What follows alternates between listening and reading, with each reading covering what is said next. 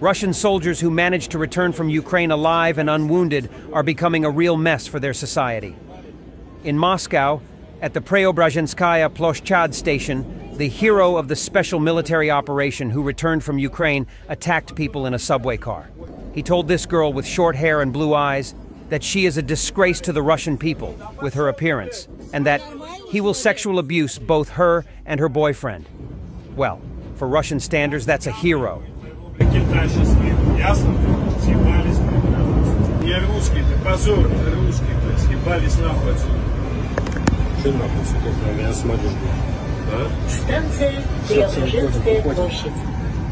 Major of the Russian FSB Military Counterintelligence Directorate Krukovsky Stanislav decided to go on combat missions unofficially, although his job was quiet rear work, and was eliminated in Ukraine on 2nd July in a FPV drone strike. Russia attempted to assassinate the CEO of the German arms manufacturer Rheinmetall, which produces artillery shells and equipment for Ukraine, according to CNN. The US and Germany thwarted the Russian special operation. NATO Secretary General Jens Stoltenberg stated that Russia's attempts to intimidate NATO by planning the assassination of the Rheinmetall CEO are not isolated incidents. Instead of deterring aid to Ukraine, these actions will prompt NATO allies to increase their support.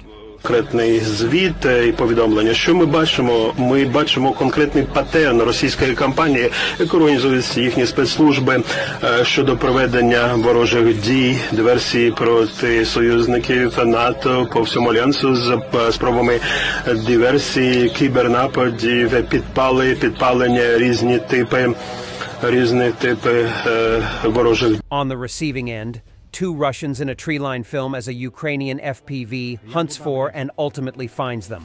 This has more suspense than any action movie.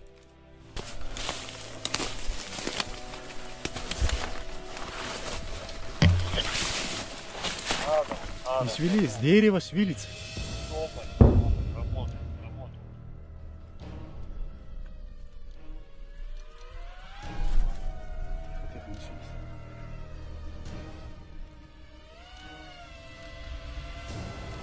Где, сука? Вот он, мимо.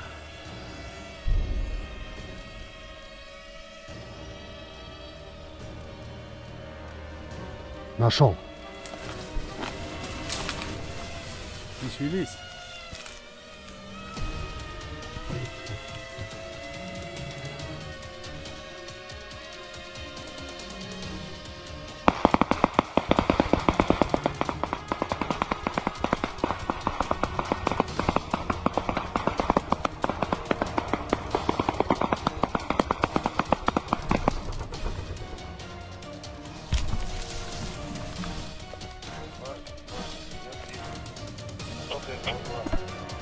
Что это было?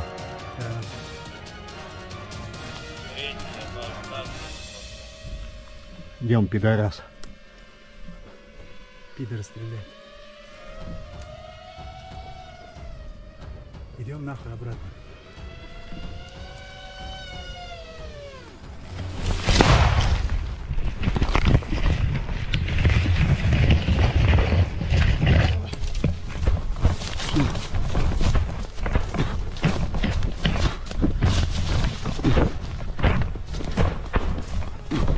Slovak Jaroslav Galajčík claims to be the only survivor of his group of foreign mercenaries who fought on Russian side. He threw away his assault rifle and went to surrender when he heard a Ukrainian speech nearby.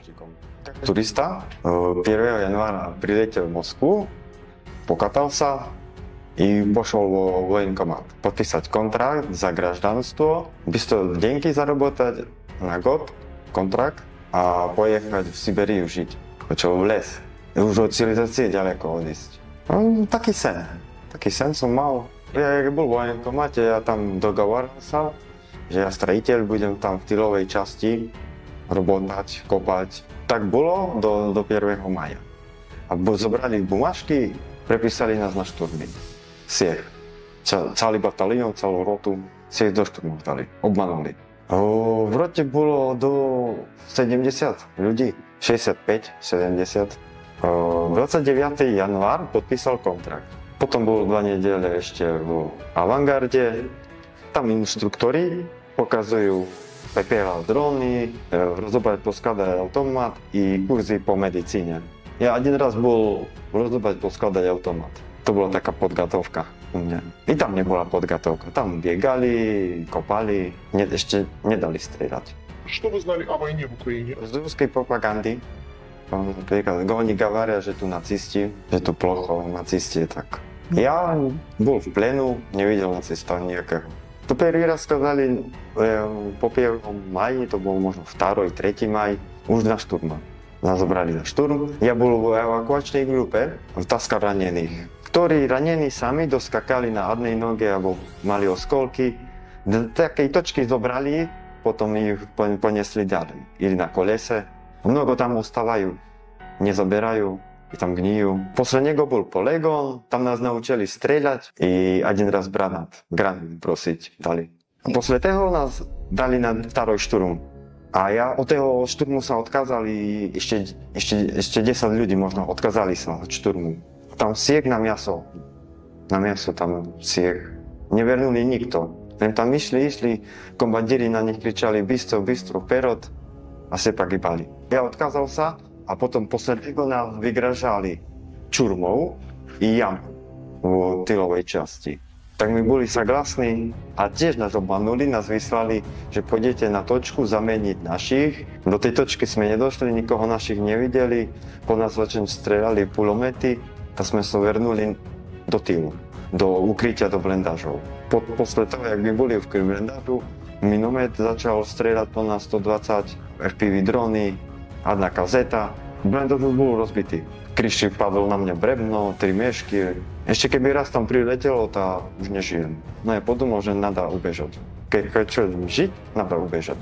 Tak ja pošol, ešte zakričal na 2. blendáž, tam boli 4 asi človeky, 3-4 a oni tišina.